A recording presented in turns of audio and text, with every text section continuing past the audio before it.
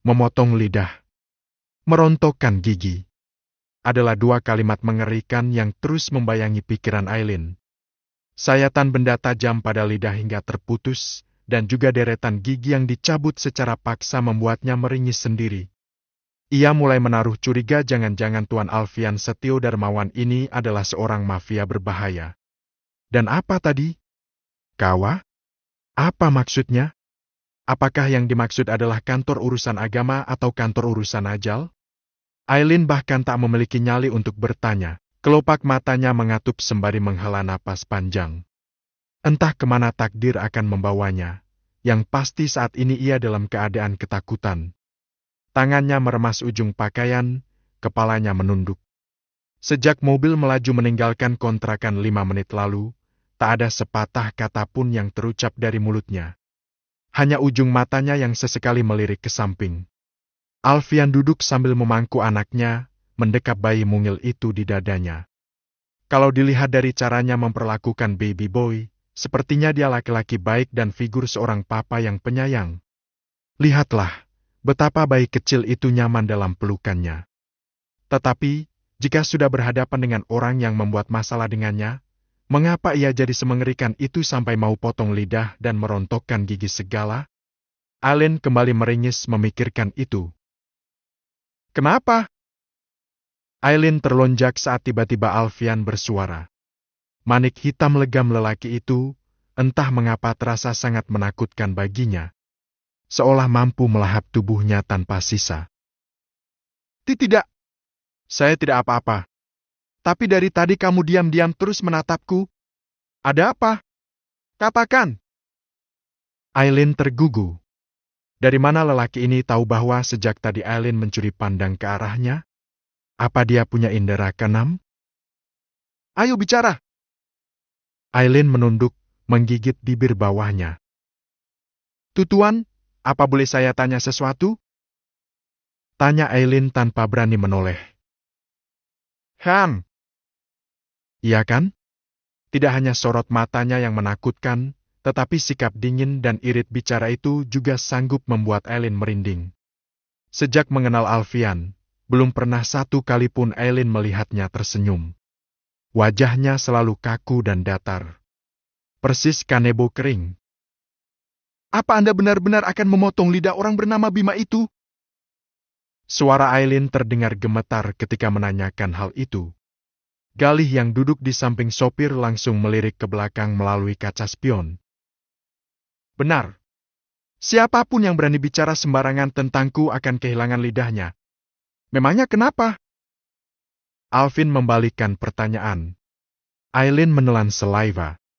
Tangannya terulur menyentuh lutut, tiba-tiba saja ia tak dapat merasakan kakinya sendiri. Jika Bima yang berani bicara sembarangan akan dipotong lidahnya, lalu apakah kaki Aileen akan dipotong jika berani melarikan diri? Kalau ada seseorang yang berani melarikan diri dari Anda, apa Anda juga akan memotong kakinya? Tawa kecil menyembur dari mulut Galih mendengar pertanyaan aneh itu. Ia pasti sudah meledakkan tawa jika tidak khawatir bayi dalam pangkuan Alfian akan terbangun, sedangkan Alfian masih memasang wajah datar. Terdiam sebentar sambil mengusap punggung putranya. Tentunya, ia sangat paham kemana arah pembicaraan Aileen. Jangankan kaki, nyawanya pun akan kupotong sampai habis. Mendengar jawaban itu, Aileen langsung menggeser tubuhnya ke ujung agar memberinya jarak dari lelaki menyeramkan itu. Ingin rasanya berteriak pada seluruh makhluk bumi untuk menolongnya dari monster berkedok manusia ini. Dan setelah melihat bias ketakutan di wajah Aileen, Alfian membuang pandangan keluar jendela. Menyembunyikan senyum tipis di bibirnya. Kali ini tidak akan ia beri celah sedikit pun bagi Aileen untuk melarikan diri darinya. Memangnya siapa yang mau melarikan diri dariku? Tidak ada, Tuan. Jawab Aileen cepat. Kemudian mengambil jurus diam 1000 bahasa demi memutus pembicaraan tentang potong-memotong. Oh ya, kita kemana sekarang? Tanya Galih, menengok ke belakang. Ke apartemen saja. Untuk saat ini, apartemen adalah tempat yang paling aman untuk Aileen. Alfian tidak mungkin membawanya pulang ke rumah keluarga Darmawan. Ia khawatir Mama akan menyakiti atau mengusir Eileen lagi. Meskipun sudah berulang-ulang Mama memohon maaf atas perbuatannya dan berjanji akan menerima Eileen dan anaknya. Langsung saja atau mau mampir ke tempat lain dulu? Tanya Galih lagi. Langsung saja. Oke. Keheningan melanda selama beberapa saat, hingga tangisan baby boy kembali terdengar. Ia tampak membuka mata dan mulut sambil menggesekkan wajahnya pada permukaan dada Alfian, seperti sedang mencari sesuatu. Sepertinya dia lapar. Eileen mengulurkan tangan untuk meraih putranya. Alfian lalu melepas pelukan dari tubuh mungil itu, kemudian ia pindahkan ke pangkuan Eileen. Tangisan baby boy yang mulai melengking menandai bahwa ia sudah tidak sabar lagi. Jemari kecilnya bahkan sudah masuk ke mulut. Sabar ya, sayang. Eileen membenarkan posisi duduknya agar menyamping, sehingga sekarang duduk membelakangi Alfian. Posisi yang tampak tidak begitu nyaman baginya. Ia membuka kancing kemeja di bagian dada, membuat sudut mata Alfian berkerut sembari melirik Galih dan sopirnya. Dua lelaki yang duduk di depan terkadang menengok ke belakang demi memastikan semuanya baik-baik saja.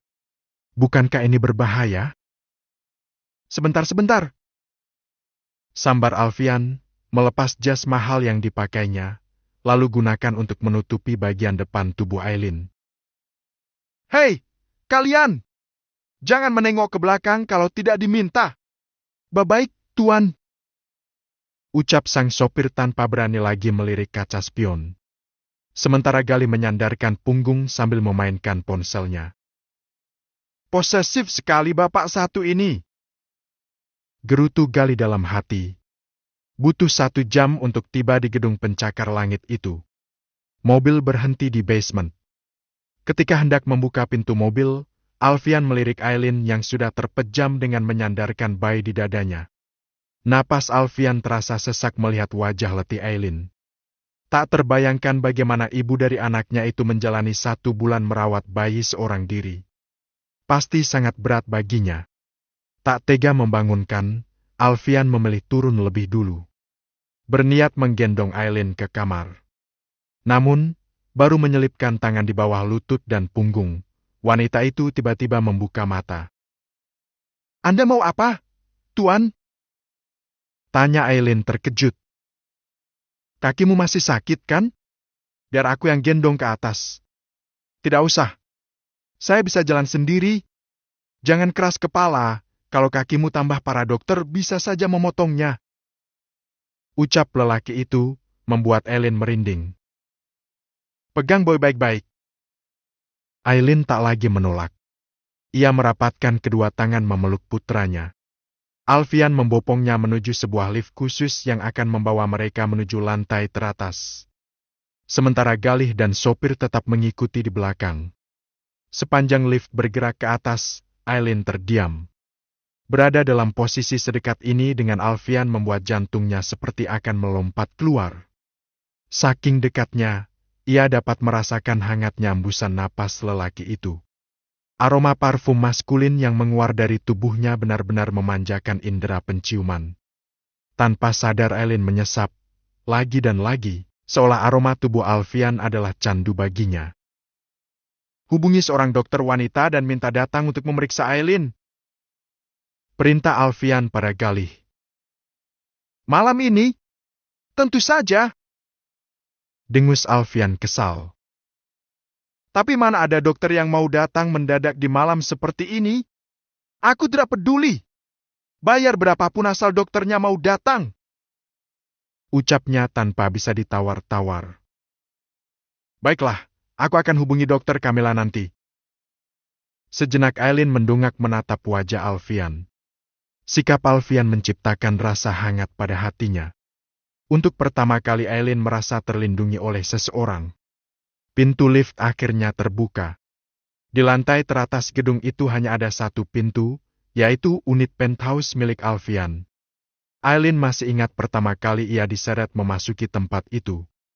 Tubuhnya seketika gemetar. Terlebih, saat Alfian membawanya menuju sebuah kamar. Tidak! Tolong jangan bawa saya ke kamar ini, Tuan. lirih Aileen.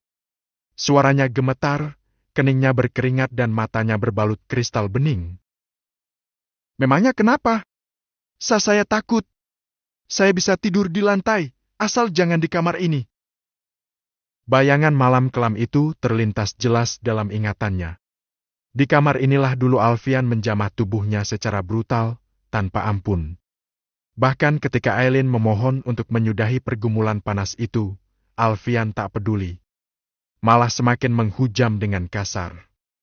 Berulang-ulang, seolah tak ada kata puas. Alis tebal Alfian saling bertaut. Perlahan mulai mencerna arti di balik sikap wanita itu. Alfian bukanlah seseorang yang mudah peka dengan perasaan orang lain. Namun, entah mengapa dengan Aileen sangat berbeda. Melihat matanya saja ia dapat mengartikan segalanya. Baiklah, kalau begitu di kamar sebelah saja. Alfian membawa Aileen menuju kamar sebelah. Baru membuka pintu, Aileen sudah terpaku memandangi kamar bercat biru yang identik dengan anak laki-laki itu. Perlengkapan bayi di dalamnya lengkap. Ada boks bayi, ayunan dan beberapa mainan. Aku membuat kamar ini untuk Boy. Aileen kembali terkesiap. Hatinya bertanya-tanya, jika dia memang mau melenyapkan baby Boy, dia tidak mungkin membuat kamar sebagus ini untuk bayi itu, bukan? Aileen merasa lebih baik setelah mandi air hangat. Kini ia sedang duduk bersandar dengan kaki membentang di sofa. Seorang dokter wanita sedang memeriksa dan melakukan perawatan atas luka-luka di tubuhnya. Sementara Alfian duduk di sudut sofa lain sambil sesekali mencuri pandang ke arah Aileen.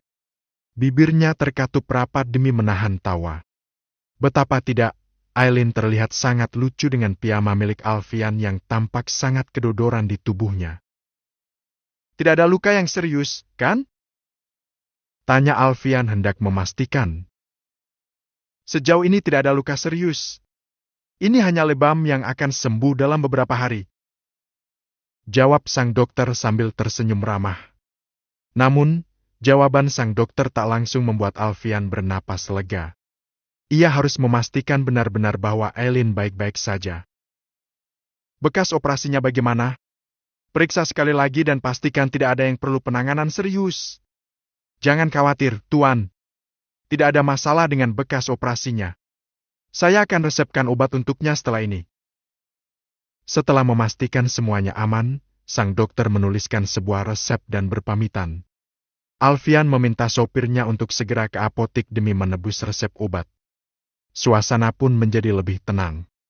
Kini tinggal Alfian berdua dengan Aileen. Sementara baby Boy sudah tidur di kamar. Boleh aku tanya sesuatu? Alfian membuka suara. Iya, Tuan. Siapa laki-laki di kontrakan tadi? Dan kenapa dia bisa ada di kamarmu? Pertanyaan itu membuat raut wajah Aileen berubah. Jangan takut, ceritakan saja semuanya. Aileen menarik napas dalam-dalam sebelum mulai berbicara. Itu Mas Bayu. Dia anak pemilik rumah yang saya sewa. Kalian hanya berdua tinggal di rumah itu? Tidak, Tuan. Bu Rina, pemilik rumah itu sedang keluar kota pagi tadi. Apa dia sering mengganggumu seperti tadi? Kali ini nada Alfian terdengar dingin. Aileen menggelengkan kepala pelan. Kejadian tadi, ia sendiri juga tidak pernah membayangkan akan terjadi. Sebab selama ini Bayu terlihat seperti pria baik dan sopan. Tidak disangka ia tak lebih dari penjahat kelamin. Baiklah, kamu tenang saja. Dia pasti akan mendekam di penjara dalam waktu yang lama.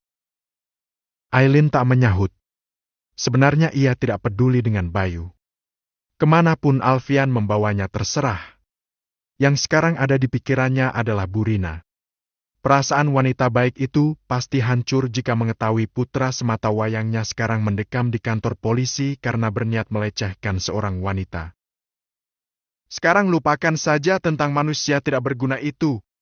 Aku mau membicarakan hal penting lain denganmu. Tentang apa, Tuan? Kenapa kamu melarikan diri 1 bulan lalu? Apa kamu diancam seseorang? Pertanyaan kali ini, tentu saja Alfian tahu jawabannya. Namun, ia ingin dengar sendiri jawaban dari Aileen. Apa dia akan jujur bahwa Mama Fanny lah yang telah mengusir dan menghinanya? Tidak, Tuan. Saya pergi karena keinginan saya sendiri. Kenapa? Saya takut Anda akan mengambil anak saya. Hanya itu alasannya? Aileen mengangguk. Entah mengapa Alfian merasa puas dengan jawaban Aileen. Wanita itu bisa saja mengungkap semua perbuatan Mama Fanny. Tetapi, sama sekali tidak ia lakukan. Tapi sayang sekali aku akan tetap mengambilnya. Dia anakku, dan dia harus tumbuh dalam pengawasanku. Detik itu juga kelopak mata Aileen melebar. Ucapan Alfian membuatnya kembali panik. Demi apapun ia tidak akan sanggup jika harus terpisah dari putranya. Tapi, Tuan, baru saja akan melayangkan protes, sudah dipotong lebih dulu oleh Alfian. Hanya ada satu syarat supaya kamu bisa tetap bersamanya. Syarat? Syarat apa? Menikah denganku. Dan kamu akan tetap bersamanya. Untuk beberapa saat bumi seperti berhenti berputar bagi Aileen. Berbeda dengan jantungnya terpompa semakin cepat. Apakah ini jebakan lain dari Tuan Alfian? Pikiran Aileen tiba-tiba melayang memikirkan ibu dan kakak tirinya. Bagaimana reaksi Riana dan ibunya kalau aku benar-benar menikah dengan Tuan Alfian? Mereka pasti akan semakin membenciku. Aileen menelan saliva. Apa tidak ada syarat lain, Tuan? Tidak ada. Hanya itu syaratnya. Pikiran Aileen berkecamuk. Ajakan menikah bukannya membuat hatinya berbunga-bunga, malah membuat gelisah. Dalam beberapa detik wajah wanita itu bahkan terlihat pucat. Aileen memang miskin dan sejak kecil hidup susah. Namun, tak pernah ada dalam rencana bahwa ia akan menikah dengan buaya darat seperti Alfian. Ya, buaya darat. Setidaknya itulah pandangan Aileen terhadap Alfian. Lelaki kaya raya yang suka menghabiskan malam dengan menyewa wanita yang berbeda setiap malam.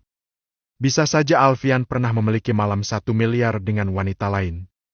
Bagaimana jika bukan Aileen saja yang pernah dihamili olehnya? Memikirkan hal mengerikan itu saja sudah membuat Aileen merasa akan gila.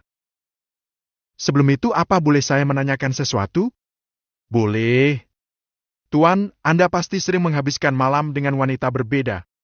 Apa Anda yakin tidak punya penyakit HIV? Entah apa yang merasuki jiwa Aileen sehingga berani menanyakan hal demikian. Membuat rahang Alfian terbuka lebar, nyaris tak percaya dengan apa yang didengarnya. Untung saja pertanyaan itu diajukan oleh Aileen. Jika galih, pasti sudah dihajar Alfian habis-habisan. Rasanya Alfian benar-benar ingin menggigit bibir wanita itu. Apa kamu pikir aku seorang penjahat kelamin?